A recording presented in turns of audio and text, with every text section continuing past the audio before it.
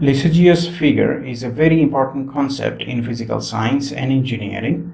It finds its application in diverse fields like optics, acoustics, electronics, in theoretical sciences. It is the graph of a system of parametric equations which describe complex harmonic motion. At the very basic level, it can be understood as the path described by an object that is under the influence of two coupled harmonic forces. So before we start to understand the Lissajous figure, we first look at a simpler case of simple harmonic oscillator. Here there is a oscillator which is consisting of a mass attached to a spring, and when this mass is moved from its equilibrium position, then it starts to oscillate horizontally. In this case, we are not considering any dissipation of the forces due to friction or any other reason. So the mass starts to oscillate like this.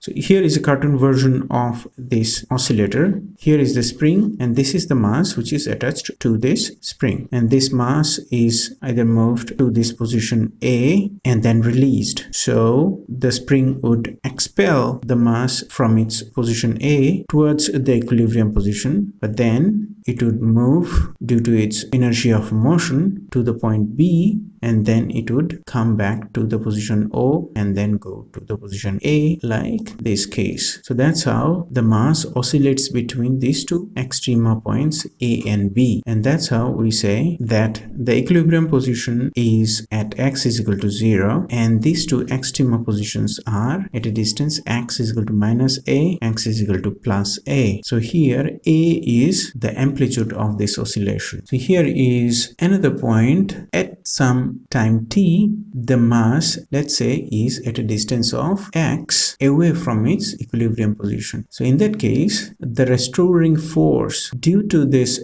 spring which is attached to this mass is given by the Hooke's law, which is minus kx. This minus represents that the force which is applied on this mass as it is moved from its equilibrium position tries to restore its position to its equilibrium position. Now from here, applying Newton's second law, we can write the equation of motion to be like this, where omega square is the angular frequency of oscillation of this oscillator. And the solution of this differential equation is given by xt is equal to a sine omega t plus phi, where the phi is called the phase. That means it would give us the position of the particle at t is equal to 0. Now, if we look at the variation of its position with respect to time, as we have shown last slide, it looks like this. With time, the particle moves away from its equilibrium position and then it oscillates about this equilibrium position. So up to now, what we have, one oscillator attached to a spring has its position given by a sine function with its angular frequency, phase and amplitude as it is depicted here. Now in the next slide, what we will see is what happens if this mass is attached to two such springs at the same time. So if it is only attached to one such spring, then its position, let's say this horizontal position, is given by this equation. Similarly, if it is only attached to this vertical spring, let's say its displacement is given by this expression. Now if it is attached simultaneously to these two springs, then what will happen is this x and y can be shown to be related through this expression. You can try by replacing x and t here that this x and t actually satisfies this equation. And this is the equation when we have the angular frequency of these two are same. Omega 1 is equal to omega t, where omega 1 is the angular frequency of this mass if it is only attached to this spring, horizontal spring, and omega 2 is the angular frequency when this mass is attached to this vertical spring. We are assuming here that these two springs are different.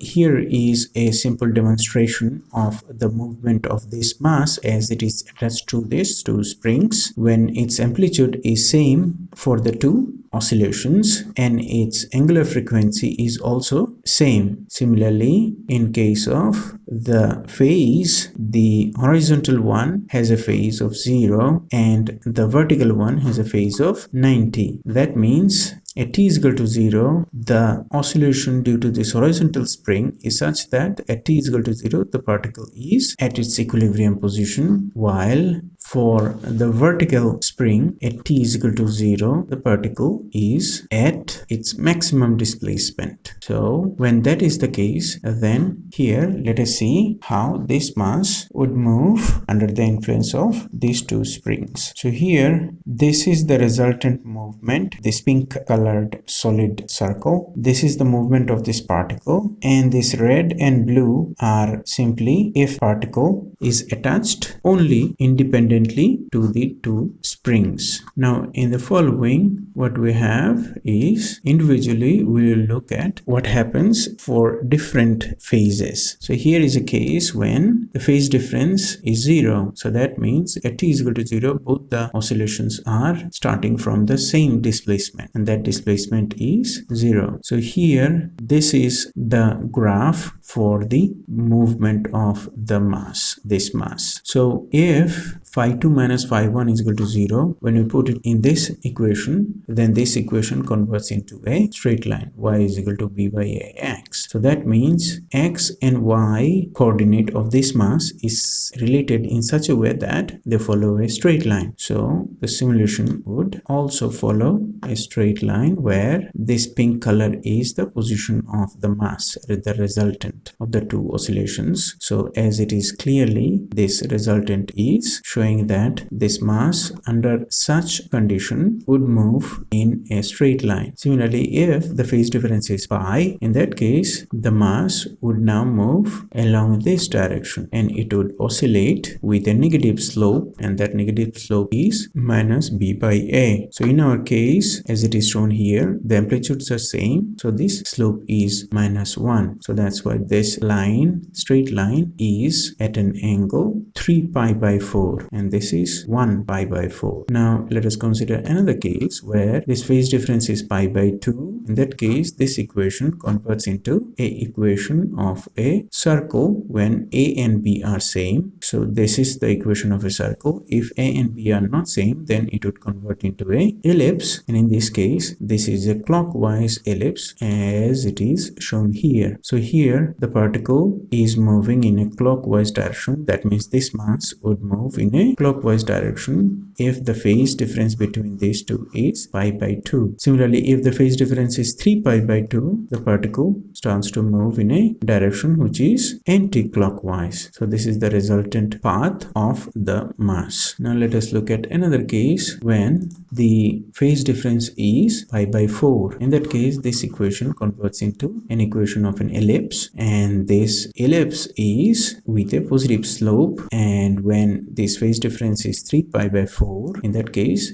again it's an ellipse but with a negative slope like this. So this is the first case when the phase difference is pi by 4. So the resultant path of the mass falls on an ellipse. Similarly, for the phase difference 3 pi by 4, it's again an ellipse but the direction of the rotation is opposite. In this case it's clockwise. In the earlier case means pi by 4, it's anti-clockwise. So up to now what we have seen that for phase difference is equal to 0 and pi, the resultant path of this mass is a straight line with different slope. For phase difference is equal to pi by 2 and 3 pi by 2, the path of this mass is now a circle with these two different phases. In one case it's clockwise, another case it's anti-clockwise. Then when it's pi by 4 and 3 pi by 4, it's an ellipse with again different slope. In one case it's clockwise, in another case anti-clockwise. So this resultant path, as we have seen, are called the Lissajous figure. So in simple words, Lissajous figure are those which represents the path of a coupled oscillator, and such Lissajous figure can not only be in two dimensions, multi-dimensional Lissajous figure can also be there when this mass is attached to